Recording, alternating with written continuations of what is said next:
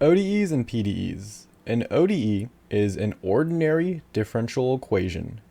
It is a differential equation consisting of derivatives of at least one function of one independent variable. We'll go over what that means in a second. We're just going over the general definitions now. A partial derivative, it's a PDE, is also a differential equation, and it consists of partial derivatives of at least one multivariable function. So you can see where these two differ a little bit. The first line is pretty similar other than the difference in name. What's different here is this is derivatives. I'll make this like red right here. It's kind of hard to see, but consisting of derivatives. And this one is consisting of partial derivatives. And then of at least one function of one independent variable. So for ordinary differential equations, has to be a independent variable. And then this one is for partial differential equations, it's multivariable. So ordinary differential equations, independent, partial different equations, multivariable. And that can be easily shown with our example right here.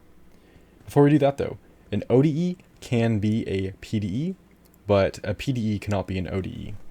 So looking at these, let's try to find out the answers for this. For the first one, is it an ODE or a PDE? Well, let's look at the differential part of our equation. That's just going to be this part. We have dy over dx, and this is fine. So it is a ODE.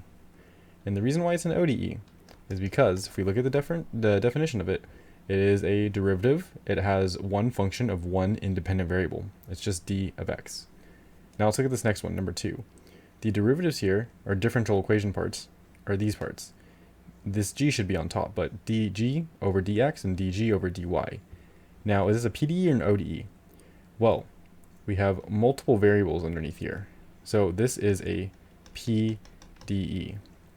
And this last one, let's look at this. We have two differential equations, and this is going to be an ODE because, notice the difference here, in number 2, these two are different, whereas in number 3, these two are the same.